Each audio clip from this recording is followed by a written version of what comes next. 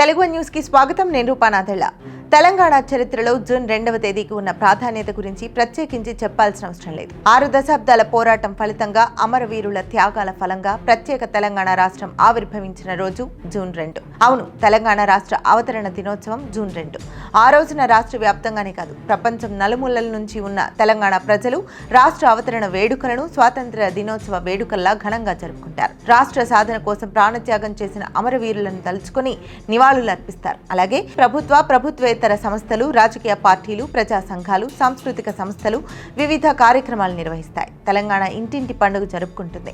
ఇదంతా 2014 నుంచి ప్రతి ఏటా జరుగుతున్నదే. కానీ ఈ సంవత్సరం జూన్ 2న అంతకు మించి ఏదో జరుగుతుందని, సంచలన నిర్ణయాలు ఉంటాయని రాజకీయ వర్గాల్లో చర్చ జరుగుతోంది. అది కూడా ఏదో ఒకటి అరా కాదు, ఏకంగా 3 సంచలన నిర్ణయాలకు స్కోప్ ఉందనే ప్రచారం జరుగుతోంది. అందులో మొదటిది ఎప్పటి నుంచో ఎదురు చూస్తున్నా, ఇప్పటికే ఎన్నోసార్లు పీటల వరకు వచ్చి ఆగిపోయిన రాష్ట్ర మంత్రివర్గ విస్తరణ.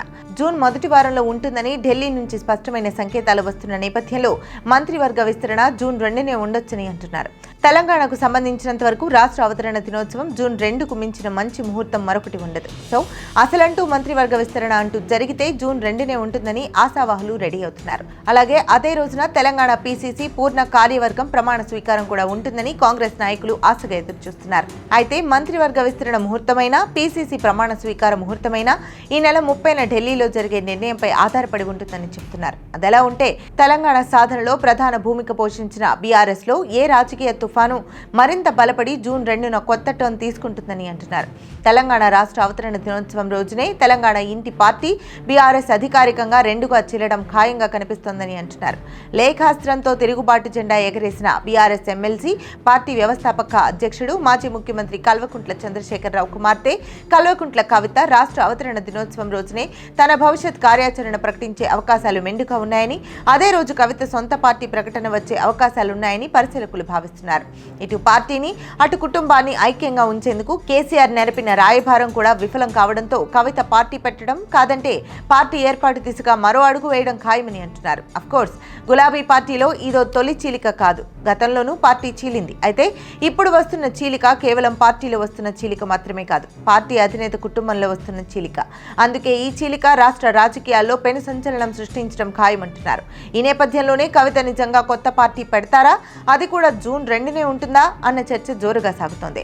బీఆర్ఎస్ లో తగిన ప్రాధాన్యత ఇవ్వడం లేదని, అందుకే కవిత ఇక ఆ పార్టీలో ఉండాలనుకోవడం లేదని ఆమె అనుచరులు చెబుతున్నారు. ఈ క్రమంలోనే కవిత పార్టీ ఏర్పాటుకు సన్నాహాలు ముమ్మరం చేశారని అంటున్నారు. తెలంగాణ జాగృతి వేదికగా వరుస సమావేశాలు నిర్వహిస్తుండటం కూడా అందులో భాగమేనని చెబుతున్నారు. జాగృతిని విస్తరిస్తూ పలు కొత్త కమిటీలను కవిత ఏర్పాటు చేశారు. మరోవంక ఇప్పటికే ఆమె పార్టీ పేరును ఎన్నికల సంఘం వద్ద రిజిస్టర్ చేసుకున్నారనే ప్రచారం కూడా జరుగుతోంది. కవిత అనుచరులే కాదు, బీజేపీ ఎంపీ రఘునందన్ రావు వంటి ప్రతిపక్ష పార్టీల నాయకులు కూడా జూన్ 2వ తేదీన కవిత కొత్త పార్టీని ప్రకటిస్తారని చెబుతున్నారు. అయితే కవిత పార్టీ ప్రకటన ముహూర్తం విషయంలోనూ ఇంకా పూర్తి స్థాయి స్పష్టత రాలేదన్నది మాత్రం వాస్తవం.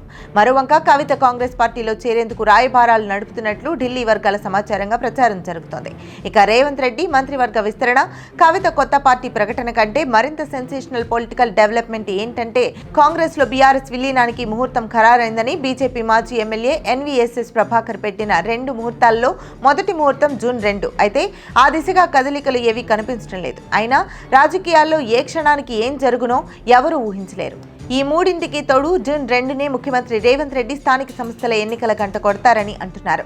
ఇలా జూన్ 2 కేవలం తెలంగాణ అవతరణ దినోత్సవం మాత్రమే కాదు, ఇంకా చాలా సెన్సేషన్స్ కు వేదిక కానుందని అంటున్నారు. అయితే ఈ వ్యూహాగానాల్లో ఏది నిజమవుతుందో, ఏది కాదో వేచి చూడాల్సిందే.